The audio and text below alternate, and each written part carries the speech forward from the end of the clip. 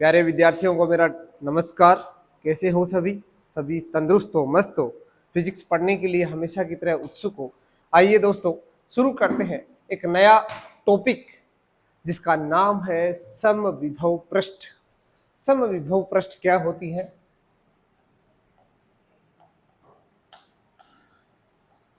समविभव पृष्ठ इंग्लिश में बोलते हैं इक्विपोटेंशियल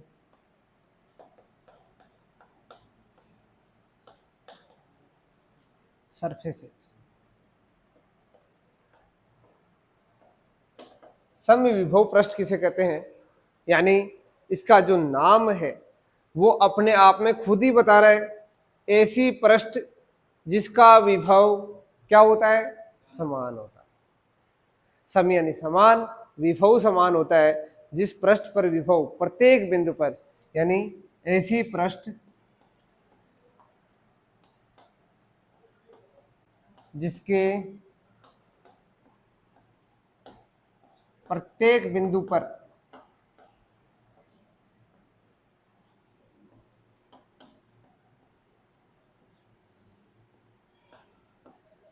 विभव का मान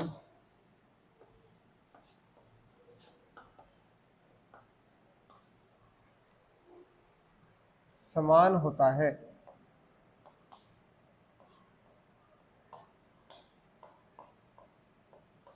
समविभव पृष्ठ कहलाती है।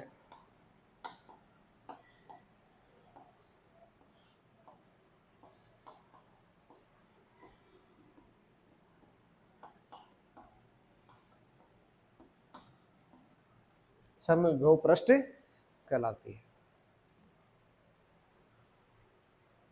अब समविभव पृष्ठ जो है, यानी एक ऐसी पृष्ठ, ऐसी एक पृष्ठ बना लो और उसके प्रत्येक बिंदु पर, यानी ए बिंदु, बी बिंदु, सी बिंदु, हर एक बिंदु पर विभव का मान क्या होगा? यानी वी ए बराबर वी बी बराबर वी सी।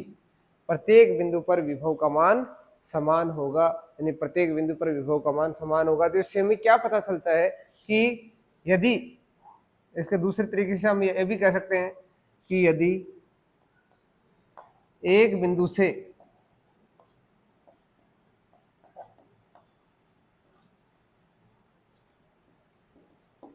पृष्ठ पर दूसरे बिंदु की ओर पृष्ठ पर स्थित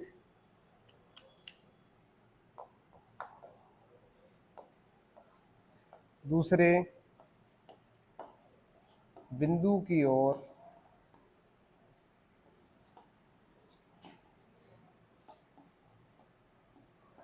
आवेश को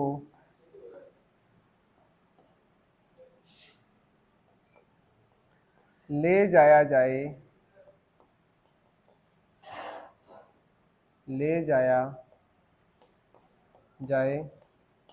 तब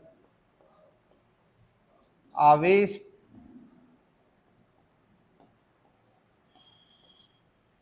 के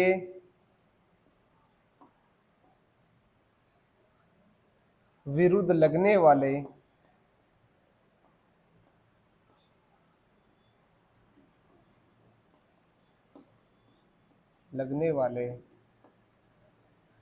बल के कारण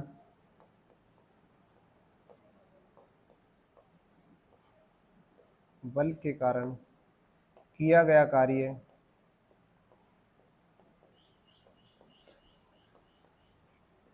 शून्य होगा।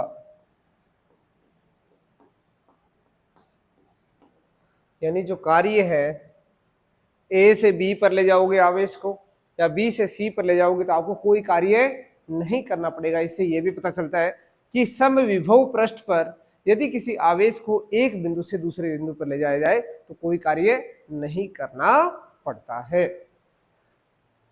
तो ये इसकी हम प्रॉपर्टीज में भी लिख सकते हैं और ऐसे भी आप लिख सकते हो, कोई दिक्कत नहीं है। इसी प्रकार यदि हम एक बात और बोलना चाहें, समविभव पृष्ठ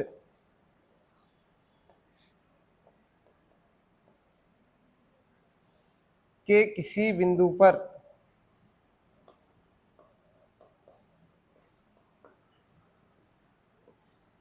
पर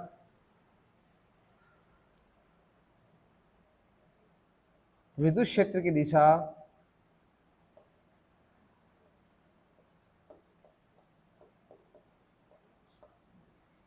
दिशा उस बिंदु पर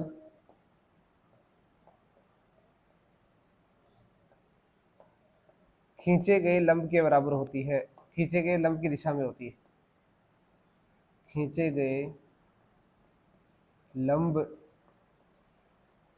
की दिशा में होती है।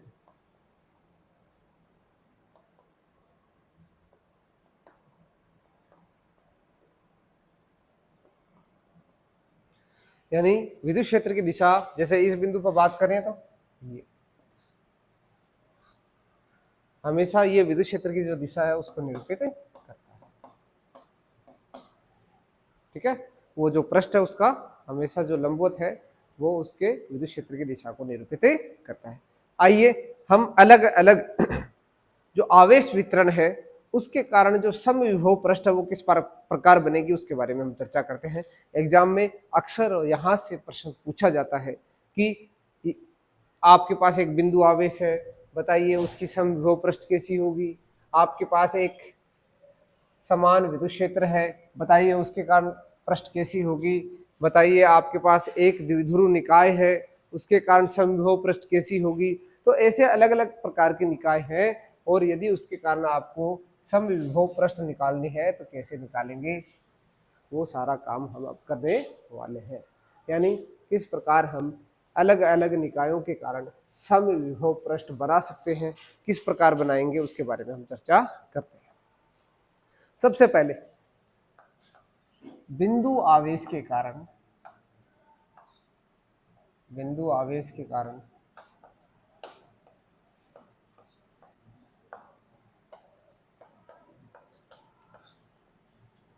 समविभव पृष्ठ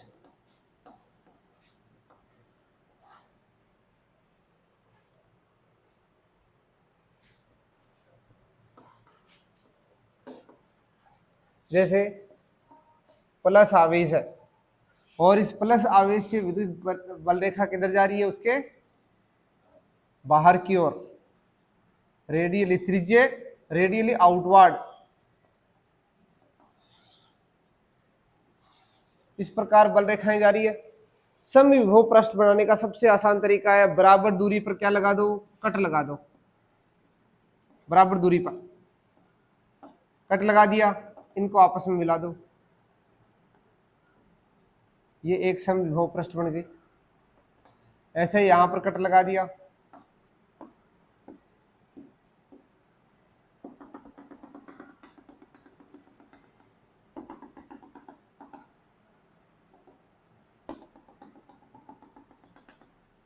इस पृष्ठ का और इस पृष्ठ का, जैसे इस पृष्ठ को मैंने बोल दिया एक, इस पृष्ठ को बोल दिया दो। ये जो पृष्ठ 1 वाली है इसका विभव इसके बिंदु जैसे ए है, बी है, सी है, इन पर विभव बराबर होगा, सब जगह V1 होगा, पर V1 V2 के बराबर नहीं होगा, ध्यान रखिएगा। V1 not equal to V2, पर VA किसके बराबर होगा, VB के बराबर होगा, VC के बराबर। यानी VA, VB और VC तीनों क्या होंगे, बराबर होंगे। कौन से वाला है ये, 1 वाला है, तो मैं 1 वाला लिख देता हूं। इसी प्रकार यदि इस पर कोई बिंदु ले लो D, E, F, तो इसको मैं ऐसे बोल सकता हूं VD2, VE2, VF2, ये सारे के सारे विभव का मान क्या है, बराबर है।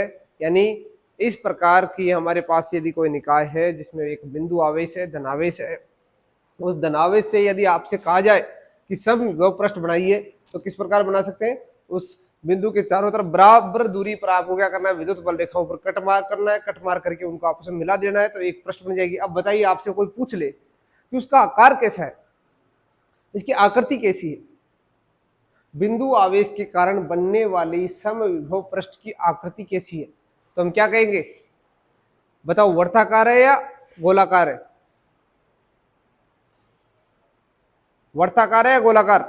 ये गोलाकार है, वर्ताकार नहीं है ये गोलाकार है, क्योंकि बिंदु आवेश है, इससे बल रेखाएं सभी दिशाओं में जाएंगी और बराबर बराबर दूरी पर कट करेंगे तो इसको चारों तरफ से कवर करेंगे तो एक गेंद बन जाएगी। तो ये एक छोटी गेंद, फिर बड़ी गेंद, बड़ी गेंद, बड़ी गेंद, इस तरह से बहुत सारी पृष्ठ बनेंगी। और सभी पृष्ठों का, कुछ बच्चे इसको कंफ्यूजन में ले लेते हैं, वो कंफ्यूज हो जाते हैं कि सर सबका विभव बराबर होगा। नहीं, जो पृष्ठ है ना उसके प्रत्येक बिंदु पर, इसकी परिभाषा मैंने ये लिखाई है आपको, ऐसी पृष्ठ जिसके प्रत्येक बिंदु पर विभव समान होगा। यानी एक पृष्ठ समविभव पृष्ठ, दूसरी पृष्ठ समविभव पृष्ठ, तीसरी पृष्ठ समविभव पृष्ठ, पर आपस में इनका सबका विभव समान नहीं होता है। तो एक बार इसको बना लीजिए। ऐसे ही माइनस के कारण, यदि हमारे पास माइनस बिंदु आवेश है तो उसके कारण भी बढ़ाएंगे तो बल रेखाएं कैसी होती है, हमने पढ़ा था, अनंत से आती है और माइनस पर मिलती है।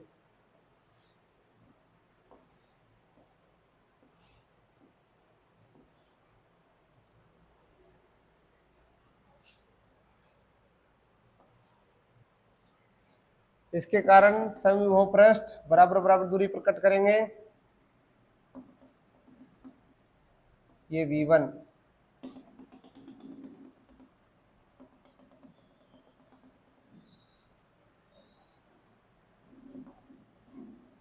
ये V2,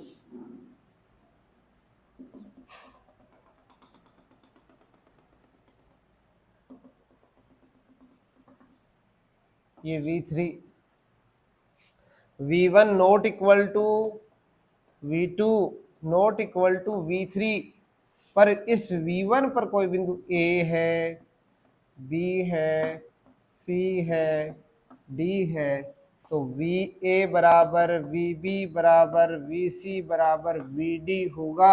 यानी पहली पृष्ठ पर स्थित बिंदु हो, दूसरी पृष्ठ पर स्थित बिंदु हो, तीसरी पृष्ठ पर स्थित बिंदु हो, कोई सी भी पृष्ठ पर स्थित बिंदु हो, उन पर सब पर जो, यानी एक पृष्ठ के प्रत्येक बिंदु पर विभव का मान क्या होगा दोस्तों, समान होगा। तो ये बना लीजिए। फिर चलो नेक्स्ट देखते हैं, द्विध्रुव के कारण विद्युत विभव। नेक्स्ट है, हमारे पास यदि एक ऐसा निकाय है, समान आवेशों के मध्य, समान प्रकृति के आवेशों के दो आवेशों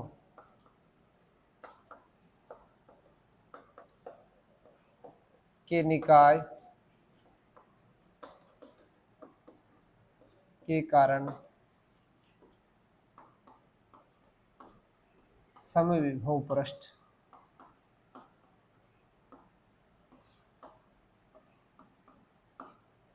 तो जैसे हमारे पास है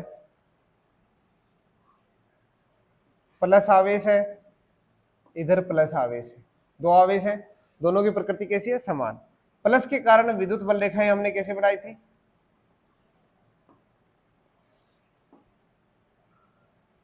अब बताओ इस प्लस के कारण भी,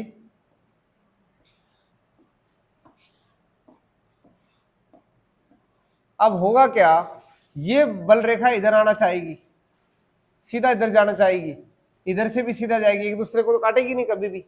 तो यहां पर क्या होगा, ये एक दूसरे को प्रतिकर्षित करेगी, क्योंकि प्लस प्लस आवेश एक दूसरे को प्रतिकर्षित करते हैं इस तरह से।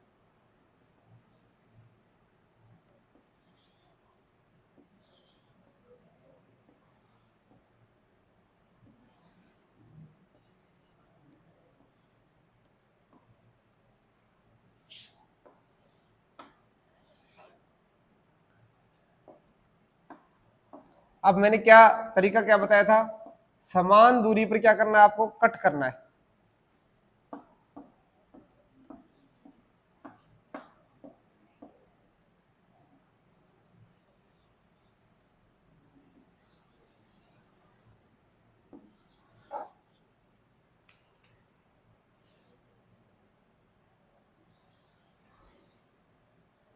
इस तरह से ये बन जाएगी समान, यदि कोई आवेश है, समान प्रकृति के आवेश है, तो उसके कारण समविभव पृष्ठ।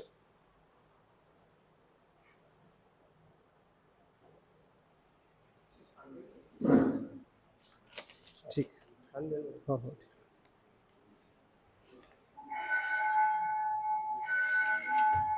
समान प्रकृति के आवेशों के कारण समविभव पृष्ठ।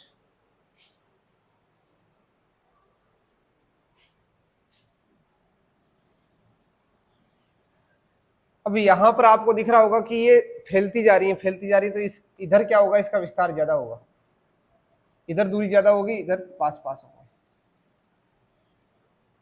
ठीक है, अब जो लास्ट में आने वाला वो ऐसे आएगा, क्योंकि यहां पर कट होगा,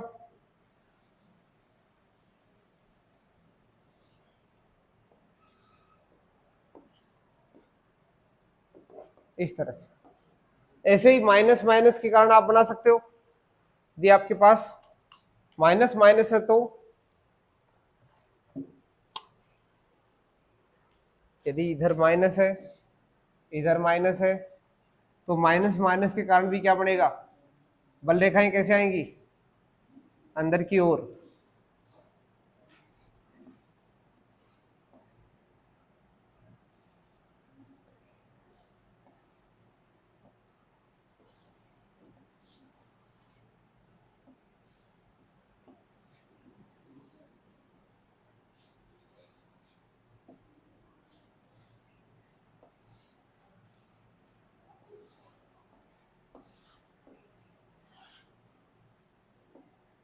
इसके कारण भी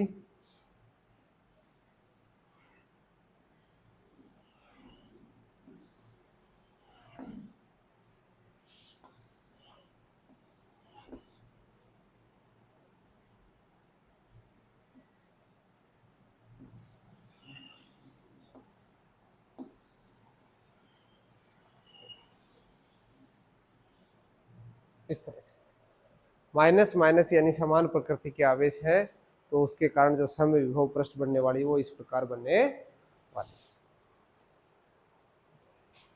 अब हम देखते हैं विपरीत प्रकृति के दो आवेश हैं और उसके कारण यदि समविभव पृष्ठ बनाना पड़े तो कैसा बनेगा। जैसे प्लस, यहाँ पर माइनस, आप सभी ने देखा होगा प्लस से माइनस की ओर एक बल रेखा जाती है, प्लस से माइनस की ओर एक बल रेखा ऐसे जाती है, एक ऐसे जाती है, एक ऐसे जाती है, एक ऐसे जाती है, एक इधर चली जाती है, इस प्रकार चली जाती है।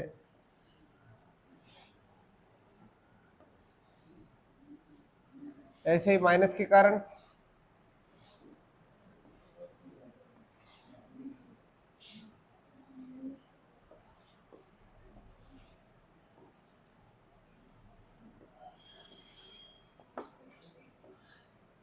अब प्लस से बाहर की ओर, माइनस से अंदर की ओर, बराबर दूरी पर कट लगाओ, यहां पर एक गेंद से बन जाएगी, यहां पर एक गेंद से बन जाएगी।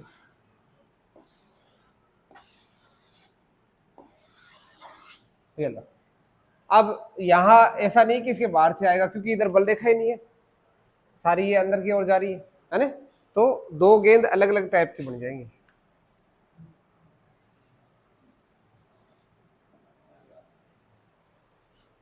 ठीक है, तो ये दो विपरीत प्रकृति के आवेशों जैसे उदाहरण है द्विध्रुव विद्युत द्विध्रुव, उसके कारण समविभव पृष्ठ। समान विद्युत क्षेत्र के कारण समविभव पृष्ठ किस प्रकार होगी। तो समान विद्युत क्षेत्र के लिए हमने क्या कहा था कि बल रेखाओं के मध्य की दूरी हमेशा क्या रहेगी, समान रहेगी, यानी बल रेखाएं एक दूसरे के समानांतर रहेंगी। समानांतर रहेंगी तो इसका लंबवत पृष्ठ कैसा होगा, तो लंबवत पृष्ठ को हम इस तरह से दर्शा सकते हैं।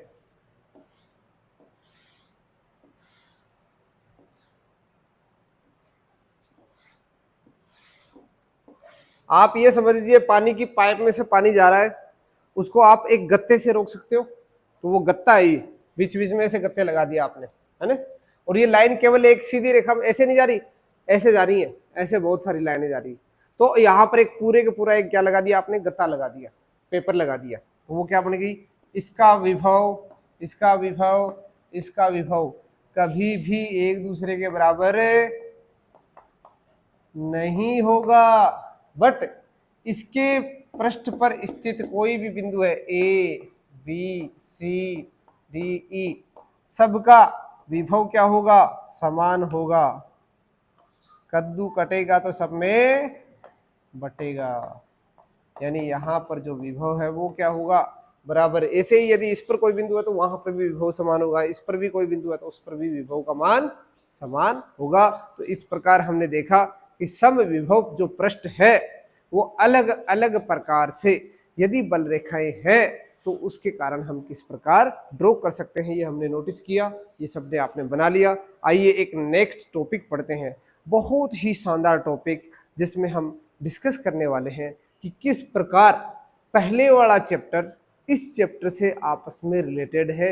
यानी प्यारे दोस्तों, हम समझना चाहते हैं कि विद्युत विभव जो है उसकी सहायता से विद्युत क्षेत्र की इंफॉर्मेशन किस प्रकार निकाल सकते हैं। यदि आपको विद्युत क्षेत्र मालूम है तो विद्युत विभव किस प्रकार निकाल सकते हैं, यानी दोनों के बीच में हम एक संबंध व्यक्त करना चाहते हैं, वो किस प्रकार आता है उसका एक व्यंजक उत्पन्न करेंगे। बहुत बार एग्जाम में पूछा गया है, वेरी वेरी इंपॉर्टेंट टॉपिक है। आइए दोस्तों हम उसको डिस्कस करने जाते हैं, किस प्रकार विद्युत क्षेत्र विद्युत विभव से रिलेटेड है।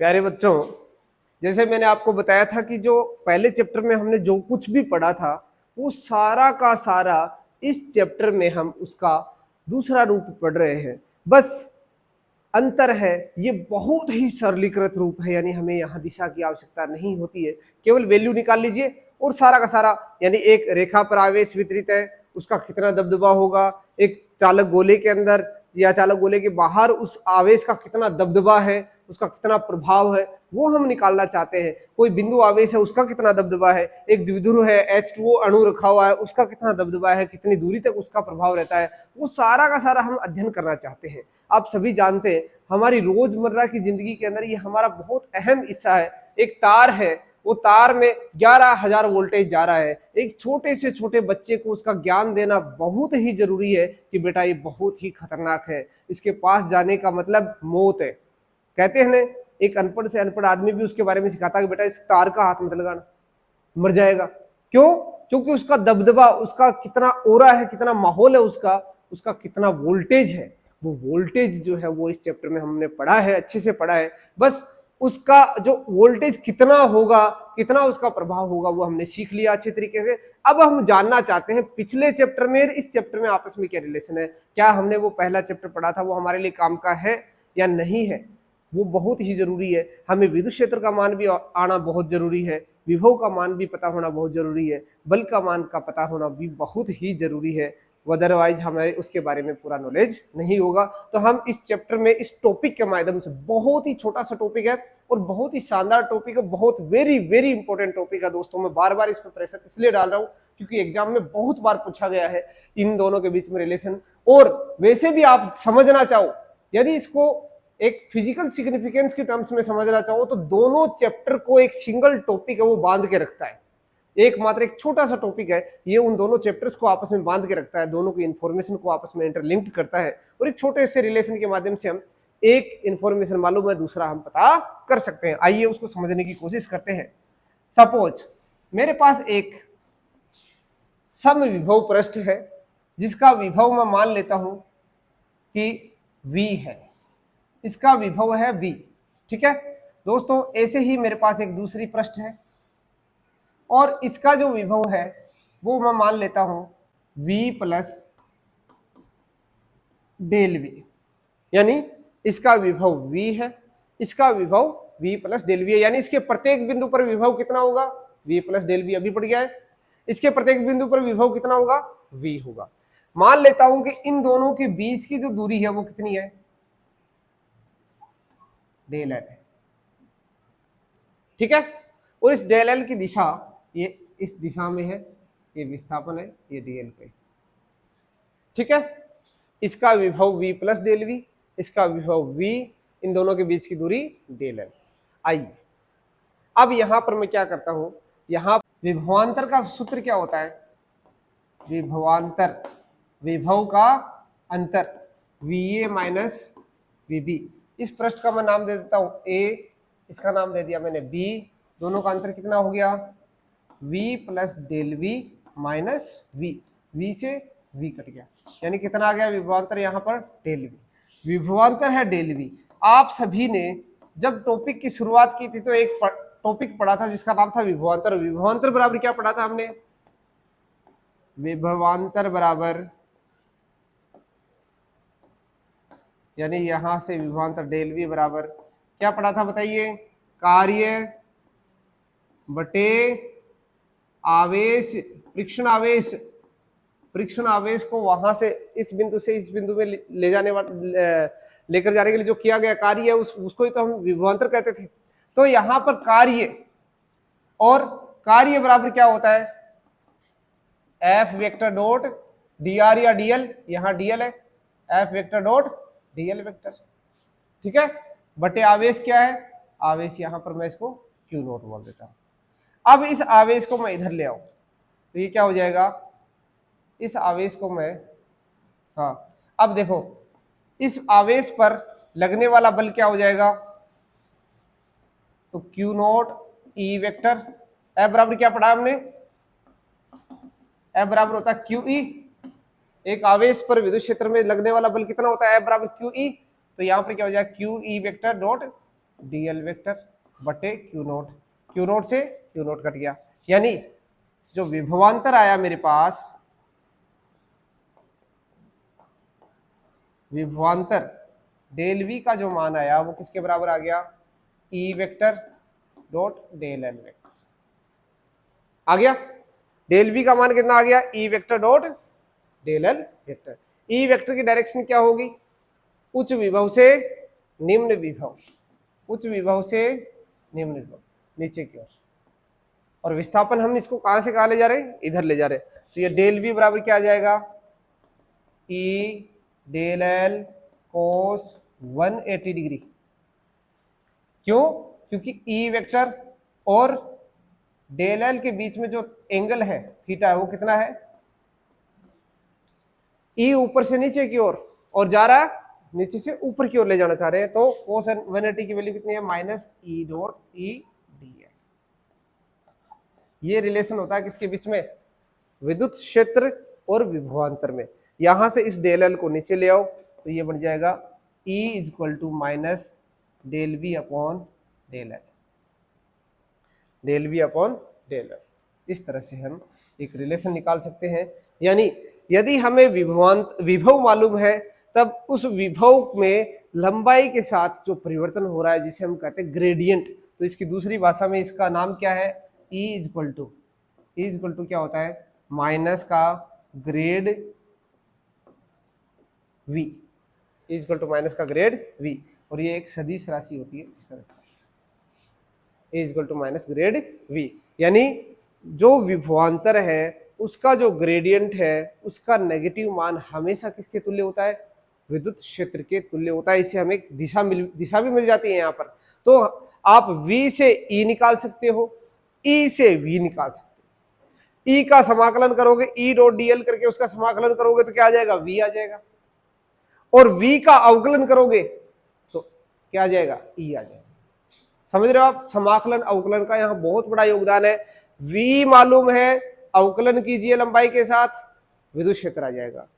e मालूम है, लंबाई के साथ समाकलन कीजिए, v आ जाएगा, विभवांतर आ जाएगा, विभव आ जाएगा। है e पता हो तो v पता कर सकते हैं, v पता हो तो e पता कर सकते हैं। यानी दोनों इंफॉर्मेशन आपस में इंटरलिंक्ड है। बहुत ही शानदार सा टॉपिक है, इसको बहुत समझना जरूरी है। तो दोस्तों इसको अच्छा से छाप लीजिएगा। कौन सी स्थितिज ऊर्जा? विद्युत स्थितिज ऊर्जा।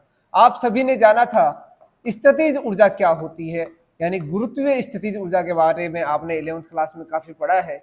अब आप पढ़ने वाले हो विद्युत स्थितिज ऊर्जा। क्या विद्युत धारा के कारण भी, विद्युत क्षेत्र के कारण भी एक ऐसी ऊर्जा होती है विद्युत स्थितिज ऊर्जा? ये कैसे आती है? इस ऊर्जा का रूप कैसा बनता है? यानी ये ऊर्जा का एक रूप जो है ये, यानी किसी आवेश को हम किसी एक जगह से दूसरी जगह लाते हैं और दूसरा आवेश उसे क्या करता है? आने नहीं देता है। यानी उस आवेश के क्षेत्र के विरुद्ध किसी दूसरे आवेश को लाया जाता है, तो हमें कार्य करना पड़ता है। और जब भी प्यारे विद्यार्थियों आपने देखा है 11वीं कक्षा में आपने पढ़ा है कि अब एक मास बॉडी को, जैसे पानी की टंकी में मुझे पानी की जो मोटर है उससे पानी को ऊपर की ओर ले जाना पड़ता है, उसके लिए मोटर चलाना पड़ता है, उसे विद्युत धारा देनी पड़ती है, विद्युत ऊर्जा देनी पड़ती है। उस विद्युत ऊर्जा के कारण वो मोटर पानी को नीचे से उठाकर ऊपर टंकी के अंदर रख देती है। उस टंकी के अंदर जो पानी रखा हुआ है, अब उसके पास एक ऊर्जा स्टोर होगी, उसका नाम हमने दिया था गुरुत्वीय स्थितिज ऊर्जा। अब पानी का नल जैसे ही खोलो, उस गुरुत्वीय स्थितिज ऊर्जा उसके पास है, वो किस में बदल जाएगी? गतिज ऊर्जा में बदल जाएगी। नल से पानी आने लग जाएगा, आप आराम से बाल्टी भर सकते हो, उससे कपड़े धो सकते हो, स्नान कर सकते हो। यानी हमें मोटर चलाने की आवश्यकता नहीं होती है। उस टंकी में हमने पहले से ही ऊर्जा स्टोर कर दी है, गुरुत्वीय स्थितिज ऊर्जा। अब उस स्थितिज ऊर्जा को बस बदलने की आवश्यकता है, यानी नल खोलने की आवश्यकता है। वो स्थितिज ऊर्जा किस में बदल जाएगी? गतिज ऊर्जा। ऐसे ही प्यारे विद्यार्थियों, यहां पर भी यही केस होता है। यानी हम आवेश को अनंत से लाएंगे या तो किसी बिंदु से लाएंगे तो उसके सामने कोई दूसरा आवेश बैठा होगा, वो उसे आने नहीं देगा, परंतु हम फिर भी लाएंगे तो हमें क्या करना पड़ेगा? उसके विरुद्ध कार्य करना पड़ेगा। और उसी प्रकार जिस प्रकार गुरुत्वीय स्थितिज ऊर्जा संचित होती है, उसी प्रकार विद्युत स्थितिज ऊर्जा भी उस कार्य के कारण संचित हो जाती है। जब हमें जरूरत पड़ती है हम उसको काम में ले सकते हैं। तो आइए इस टॉपिक को हम समझने की कोशिश करते हैं। यानी यदि किसी आवेश को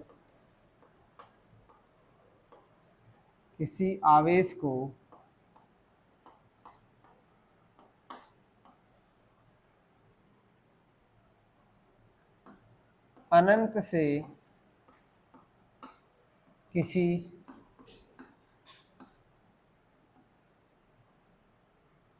क्षेत्र यानी विद्युत क्षेत्र में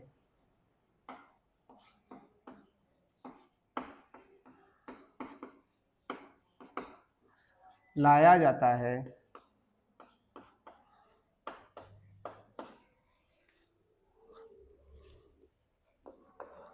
तब उस क्षेत्र के विरुद्ध के कारण बल के विरुद्ध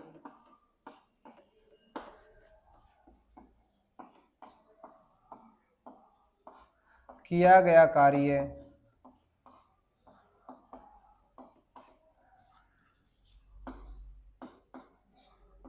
उस बल के विरुद्ध किया गया कार्य स्थितिज ऊर्जा के रूप में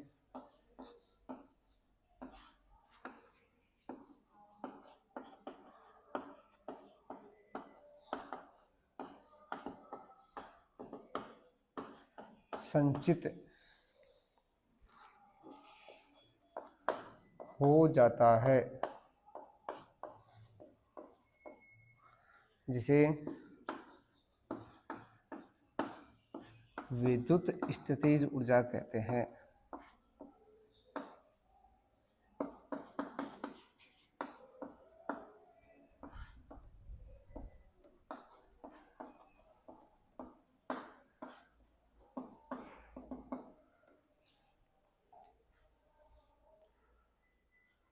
ठीक है, इसे कैपिटल यू से डिनोट निरूपित करते हैं।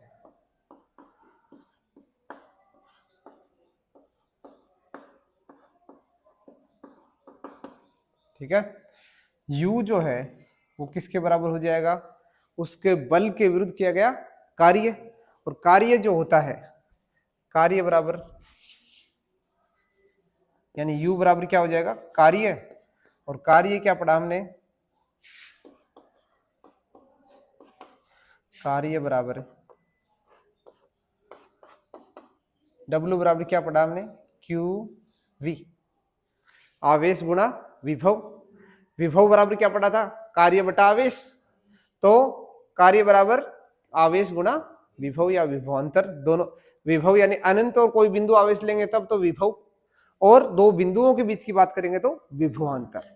ठीक है, तो हम अभी यहाँ पर एक बिंदु आवेश की बात कर रहे हैं, अनंत से आवेश को ला रहे हैं, तो यहाँ पर विभव की बात करेंगे। ठीक है, तो W बराबर हो गया QV। अब मैं उस बिंदु आवेश के कारण हमने क्या पढ़ा है, चूंकि जैसे देखो मेरे पास एक आवेश है Q, अनंत से यहाँ Q0 को लाना चाह रहा हूं, तो इससे कितनी दूरी पर ला रहा हूं, स्मॉल r दूरी पर लाना चाह रहा हूं, तो यहां पर आ जाएगा क्यू नोट तक क्या बन जाएगा, इसको क्यू नोट बोल देना। तो W बराबर बिंदु आवेश के कारण विभव, बिंदु आवेश के कारण विभव क्या पढ़ा था हमने,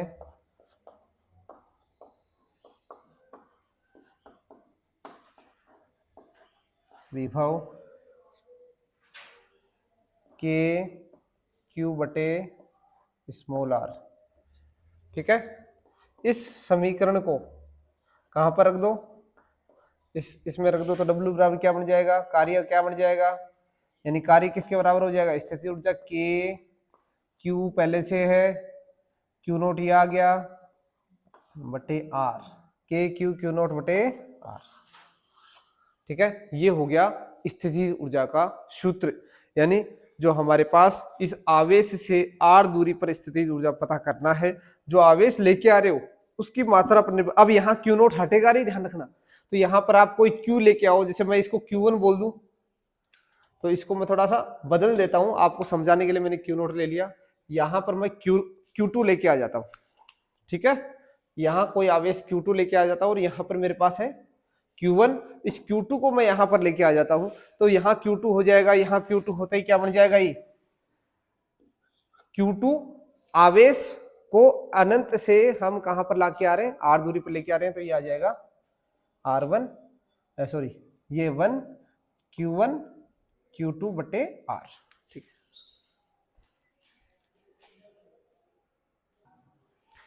अब हमने देखा जैसे Q1 Q2 आवेश को हमने R दूरी पर रखा, यानी Q2 को अनंत से लेके आया और R दूरी पर रखा, इसके बीच की दूरी मैंने R मानी थी।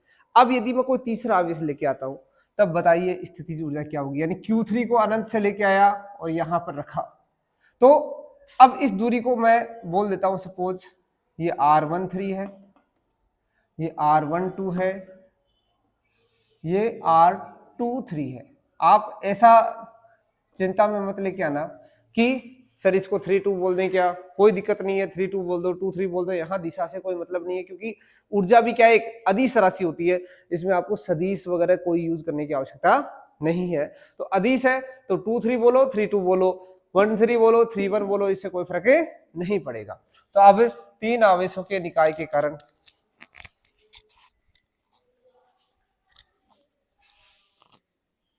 तीन आवेशों का यदि हमारे पास कोई निकाय है, तो उसके कारण स्थितिज ऊर्जा क्या होगी,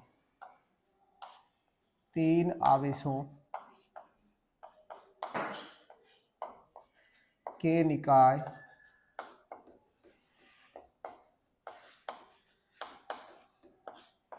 के कारण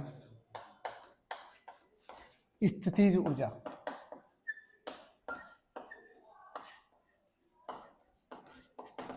तो पहले मैं Q1 आवेश लेके आया, फिर मैं Q2 लेके आया, फिर मैं Q3 लेके आया। Q1 लेके आया तब कोई नहीं था, तो कोई स्थिति कोई कार्य नहीं करना पड़ा है ना।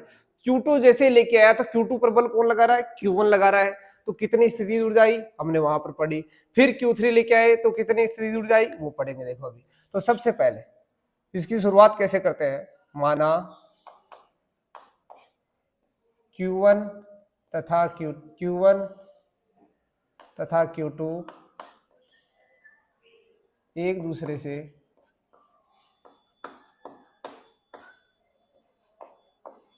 R12 दूरी पर है,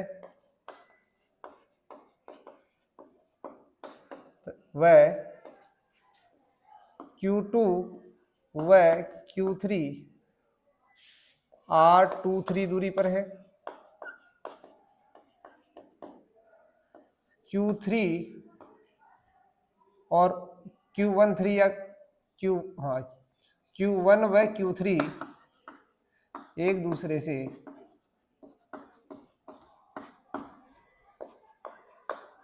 R13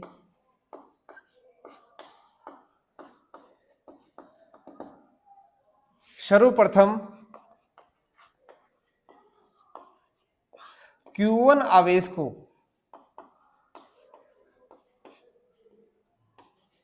लाने पर कोई कार्य नहीं करना पड़ता है, क्योंकि कोई आवेश ही नहीं होता है ना, कोई कार्य नहीं करना पड़ता है, अतः इसके कारण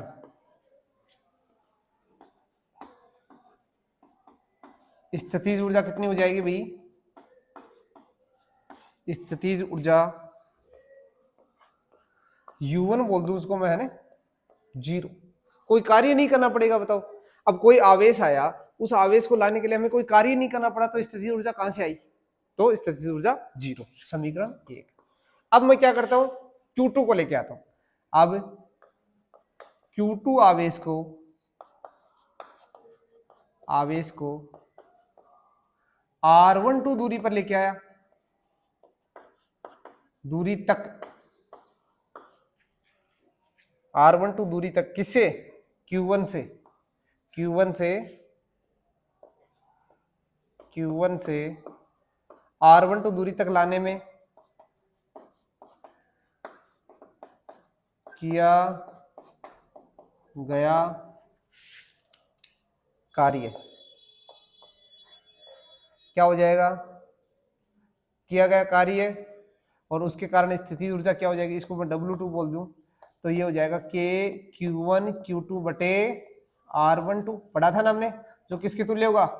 स्थितिज ऊर्जा के तुल्य होगा, U2 के तुल्य हो जाएगा। ठीक है, अब देखो, अब तीसरा आवेश लेके आओ, Q3 आवेश को। अब Q3 आवेश को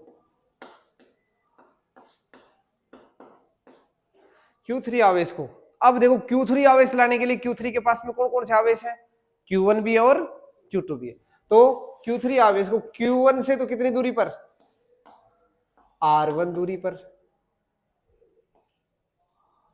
वह Q2 से R23 दूरी पर लाने पर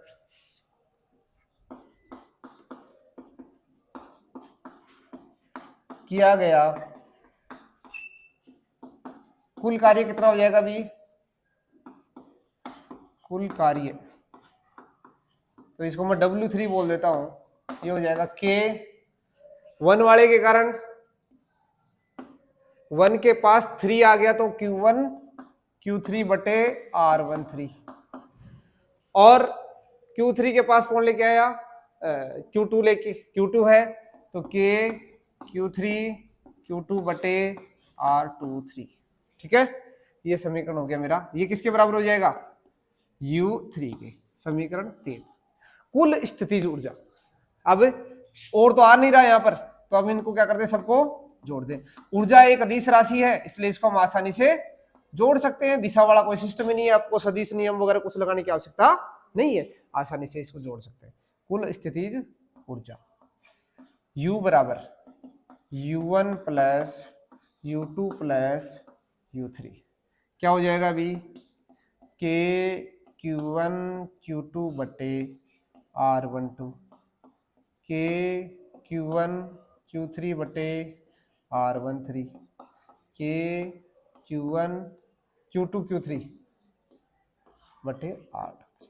ये रहा मेरे प्यारे विद्यार्थियों, 3 आवेशों के निकाय के कारण स्थितिज ऊर्जा का एक प्यारा सा सूत्र, बहुत बार एग्जाम में पूछा गया है। 3 आवेश वाला सबसे ज्यादा पूछा गया है, और इतना महत्वपूर्ण और इतना आसान है, मैं ये कह रहा हूं इसमें कोई जोर वाला काम ही नहीं है। पहले एक आवेश को लाओ, कोई कार्य नहीं करना पड़ा, दूसरे को लाए, ये धक्का लगाएगा, ये धक्का लगाएगा, कितना कार्य करना पड़ा? K Q1 Q2 बटे R12। फिर तीसरा लेके आए, इस पर ये भी बल लगाएगा, ये भी बल लगाएगा, इसके कारण कार्य है। दोनों आवेशों को गुणा कर दो, दोनों के बीच की दूरी का भाग लगा दो, इन दोनों आवेशों को गुणा कर दो, दोनों के बीच की दूरी का भाग लगा दो, दोनों को आपस में जोड़ दो, सबको साथ में एक साथ जोड़ दो। पहला 0 K Q1 Q2 बटे R12, फिर Q1 Q3 बटे R13, Q3 Q2 बटे R23। यहाँ पर दिशा का कोई लफड़ा ही नहीं है, आसानी से सबको जोड़ो, कुल स्थितिज ऊर्जा का मान हम आसानी से निकाल सकते हैं। ठीक है, ये है आसान सा तरीका। अब आपको कोई कह दे कि बताओ 4 आवेश आ गए, एक वर्ग है, उसके चारों कोनों पर हमने क्या रख दिए? 4 आवेश रख दिए। बताओ अब इस निकाय की कुल स्थितिज ऊर्जा कितनी होगी? ये आपके लिए एक होमवर्क है। यदि किसी वर्ग के चारों कोनों पर 4 आवेश Q1, Q2, Q3, Q4 रख दिए जाएं तो बताइए इस निकाय की स्थितिज ऊर्जा क्या होगी। आइए इसके बाद में हम डिस्कस भी कर लेते हैं। जैसे अब हमने देखा कि 3 आवेशों का निकाय है। प्यारे विद्यार्थियों, यदि आप इस 3 आवेशों के निकाय को 4 आवेश में तब्दील कर देते हो तब क्या स्थिति होगी। देखिए, यदि हमारे पास एक वर्ग या आयत है, एक आवेश Q1 है, Q2 है, Q3 है, Q4 है। इस Q1 आवेश को शुरुआत में लेके आए, मुझे कोई कार्य नहीं करना पड़ा, ठीक है, कोई कार्य नहीं करना पड़ा। Q1 आवेश के कारण जो कार्य है वो 0, पर Q1 के पास में Q2 लेके आए, यानी R12 दूरी पर लेके आए, तब मुझे कार्य करना पड़ा कितना, K Q1 Q2 बटे R12, ये U2 हो गया।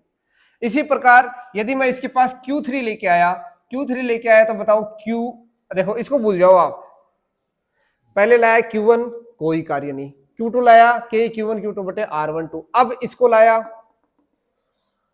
ये दूरी कितनी R13, ये वही निकाय बन गया जो हमने पहले बनाया, वहां तक का काम हो गया, ठीक है। अब मैं लेके आया चौथे वाले आवेश को, अब चौथे वाले आवेश को लेके आया, अब इस चौथे आवेश के कारण दूरियां कौन कौन सी होगी, एक दूरी ये वाली R34, एक R14, एक R24, अब 3 टर्म और आएगी इसके कारण। तो अब यहां और लिख लो इसको,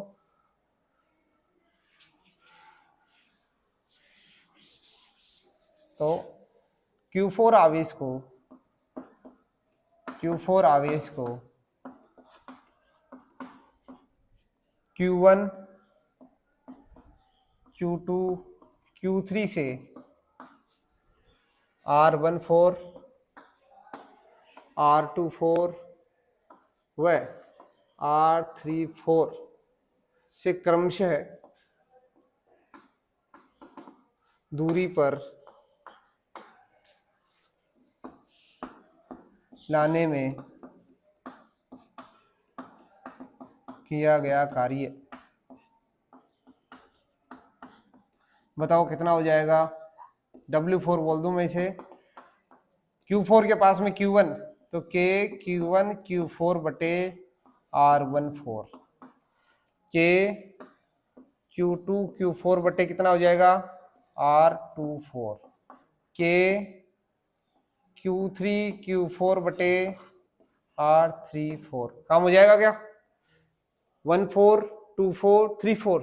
इसके कारण इस पर कौन कौन बल लगाएगा, ये भी लगाएगा, कितना कार्य हो जाएगा, K Q1 Q4 बटे R14, K Q2 Q4 बटे R24, K Q3 Q4 बटे R34।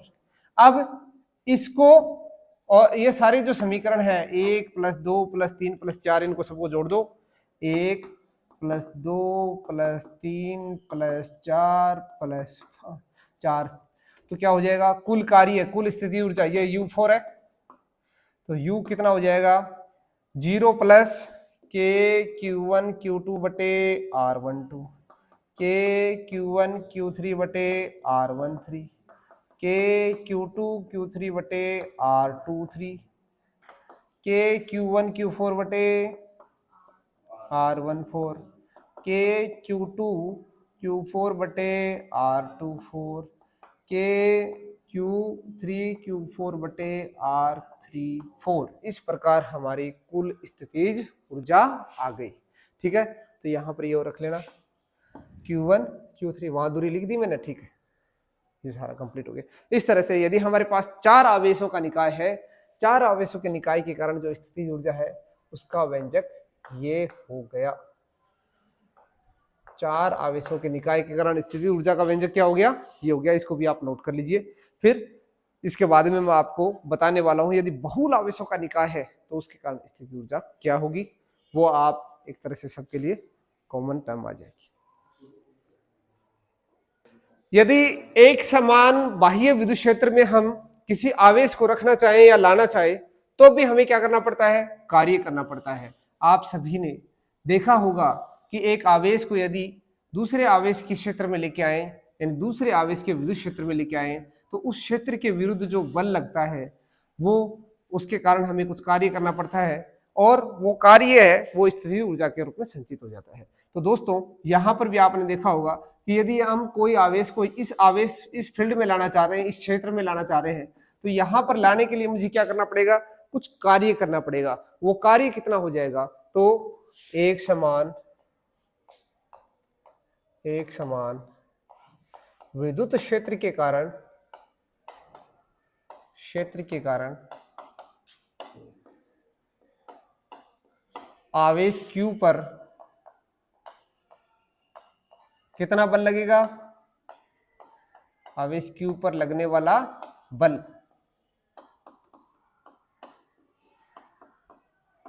F इक्वल टू कितना होगा भाई प्यारे विद्यार्थियों, QE। और इसके कारण जो स्थितिज ऊर्जा होगी, यानी इस बल के विरुद्ध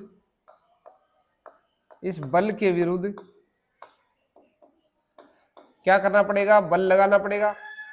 और उस बल के कारण किया गया कार्य, इस बल के विरुद्ध लगाए गए, यानी इतना बल लग रहा है, इतना बल ये विद्युत क्षेत्र इस आवेश पर अप्लाई कर रहा है, तो हम तो इसे लाना चाह रहे हैं। अभी ये है नहीं यहाँ पर, ये समझ लीजिए ये आवेश यहाँ पर है नहीं, मैं यहाँ पर इसको लाना चाह रहा हूँ तो विद्युत क्षेत्र क्या कर रहा है, इसके ऊपर बल लगा रहा है। और वो बल कितना है, F इक्वल टू QE।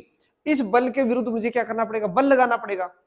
भाई मैं यहाँ पर मेरे पास एक बुक है, इस बुक को वहां पर पड़ी थी, मैं इसको मेरे पास लाना चाह रहा हूं, तो मैंने क्या करना पड़ेगा, इसे बल लगाना पड़ेगा, तभी मेरी तरफ आएगी, नहीं तो नहीं आएगी। क्योंकि गुरुत्वाकर्षण क्या कर रहा है, इसको नीचे की ओर खींच रहा है, मैं इसको ऊपर की ओर ले जाना चाह रहा हूं। तो उस बल के विरुद्ध मुझे क्या करना पड़ रहा है, कार्य करना पड़ रहा है। तो यानी ये जो आवेश है इसको हम इधर से लाके आते हैं, अनंत से लाते हैं, कहीं से बरी इधर से लाओ, कहीं से भी लाओ, तो ये क्षेत्र क्या करता है, इसके ऊपर इतना बल लगाता है। और इस बल के विरुद्ध हमें क्या करना पड़ता है, बल लगाना पड़ता है। बल के विरुद्ध क्या करेंगे, बल लगाएंगे। और उस बल के कारण क्या करना पड़ेगा, हमें कार्य करना पड़ेगा। तो विरुद्ध लगाए गए बल के कारण किया गया कार्य कितना हो जाएगा, किया गया कार्य क्या होता है, W इक्वल टू आवेश गुणा विभव। तो इस विद्युत क्षेत्र का क्या होगा, विभव होगा। विभव हमने पढ़ा था, विद्युत क्षेत्र और विभव में एक रिलेशन होता है, V इक्वल टू क्या होता है, माइनस E डॉट dr। तो यहां पर W इक्वल टू QV हो जाएगा। अब मैं ये मान लेता हूं कि मैं इस आवेश को इसके मूल बिंदु से R1 दूरी पर लाता हूं, है ना। इसको कितनी दूरी पर लेके आता हूं, R1 पर। तो इसको मैं विभव R1 दूरी पर क्या हो जाएगा, VR1 बोल देना इसको, है ना, कहीं से भी। तो इसको VR1 बोल दिया। तो जो किया गया कार्य किसके रूप में संचित हो जाएगा, स्थितिज ऊर्जा। तो किया गया कार्य स्थितिज ऊर्जा के रूप में। कौन सी स्थितिज ऊर्जा, विद्युत स्थितिज ऊर्जा, विद्युत स्थितिज, क्योंकि बल कौन सा है, विद्युत बल है। तो ऊर्जा भी कैसी हो जाएगी, विद्युत स्थितिज ऊर्जा के रूप में संचित हो जाता है।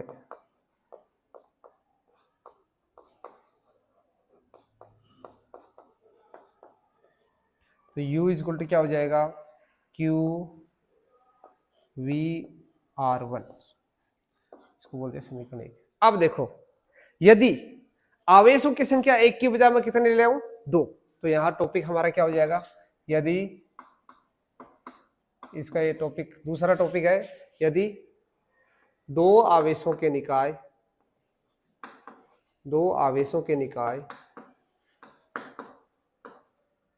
कौन कौन से, Q1 Q2 ले लेता हूं, कि निकाय को किस में रख दूं मैं, एक समान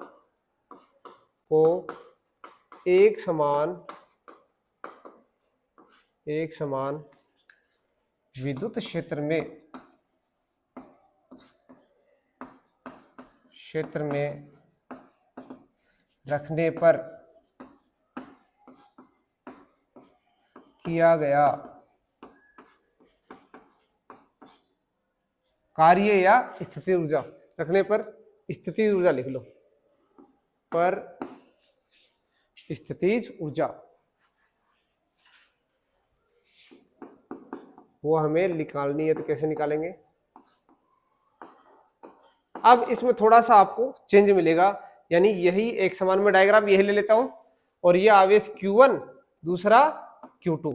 इस Q2 आवेश को इससे दूरी जो है मैं इसको बोल देता हूं R12, ठीक है, और ये दूरी है R2। विभव का जो मान होता है वो दूरी पर तो निर्भर करता ही है, यानी इस बिंदु पर जो विभव होगा वो कितना हो जाएगा, यहां पर VR1 और यहां पर VR2। तो यहां पर क्या हो जाएगा, ये समान विभव नहीं होगा, ध्यान रखना, मैंने आपको उस टाइम पर भी बताया था। यदि इस पॉइंट पर विभव देखना चाहे तो हमें क्या करना पड़ेगा, एक यहां समविभव पृष्ठ बनानी पड़ेगी, यहां पर भी एक समविभव पृष्ठ बनानी पड़ेगी। इसका विभव क्या है VR2, इसका विभव क्या है VR1, ठीक है ना। इन दोनों पृष्ठों का विभव क्या होगा, अलग अलग होगा। तो यहां पर क्या हो जाएगा, देखिए तब स्थितिज ऊर्जा क्या हो जाएगी, पहले तो दोनों आवेशों के कारण स्थितिज ऊर्जा, पहले तो अलग से ही बताओ आप, दोनों आवेश हैं उनका निकाय है Q1 Q2 का, एक दूसरे से R12 दूरी पर है, तो उसके कारण विद्युत स्थितिज ऊर्जा क्या हो जाएगी, के कारण विद्युत स्थितिज ऊर्जा क्या हो जाएगी भाई, के Q1 Q2 बटे R12। अब इस निकाय को मैं कहां रख देता हूं, एक समान विद्युत क्षेत्र में। इस विद्युत क्षेत्र में रखने पर, एक समान विद्युत क्षेत्र में रखने पर, एक समान विद्युत क्षेत्र में निकाय को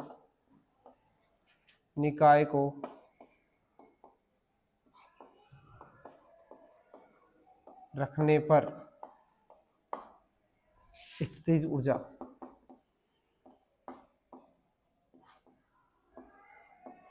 क्या हो गई, देखो Q1 V R1, QV होता है ना, QV, तो इस Q1 पर विभव कितना है VR1 और Q2 पर VR2, कुल कितना हो जाएगा, कुल स्थितिज ऊर्जा, इसको 1 बोल दो, इसको 2 बोल दो, कुल स्थितिज ऊर्जा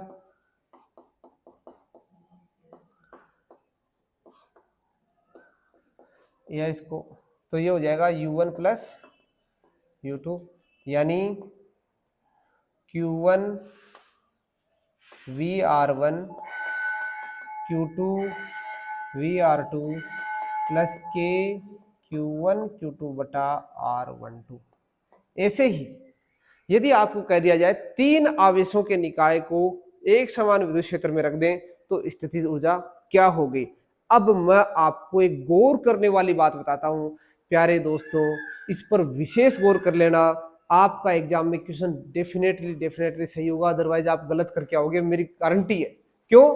क्योंकि इसमें एक शब्द का खेल है, एक सिंगल वर्ड है, वो सिंगल वर्ड इस क्वेश्चन को दो भागों में बांटता है।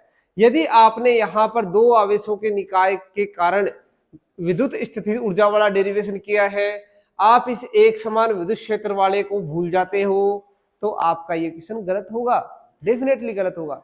इसमें और पहले हमने किया था उनमें थोड़ा सा माइनर सा डिफरेंस है। इन दो आवेश का निकाय यहां पर भी था, दो आवेश का निकाय वहां पर भी था। यहां पर और वहां पर अंतर क्या है, यहां दोनों आवेशों को निकाय को कहां रख दिया है, एक समान विद्युत क्षेत्र में रख दिया है। तो हमारे पास दो एक्स्ट्रा टर्म और आ गई, Q1 VR1 Q2 VR2। और यदि इसको एक समान विद्युत क्षेत्र में नहीं रखते, इनको एक खुले आसमान में कहीं पर भी लेके आते हैं, तो आपको जो स्थितिज ऊर्जा का व्यंजक मिलेगा वो केवल ये मिलेगा। और एक समान विद्युत क्षेत्र में रखते ही ये दो और एक्स्ट्रा आ जाएंगे, है ना। अब आपके लिए होमवर्क है बहुत ही आसान सा, आप तीन आवेशों का निकाय है आपके पास और उनको एक समान विद्युत क्षेत्र में रखना और कुल जो स्थितिज ऊर्जा का व्यंजक है वो निकालना। ऐसे चार आवेशों का निकाय उसका भी निकालना और दोनों ही मेरे को बताना कि क्या इसका आंसर आता है। जय हिंद, शुक्रिया।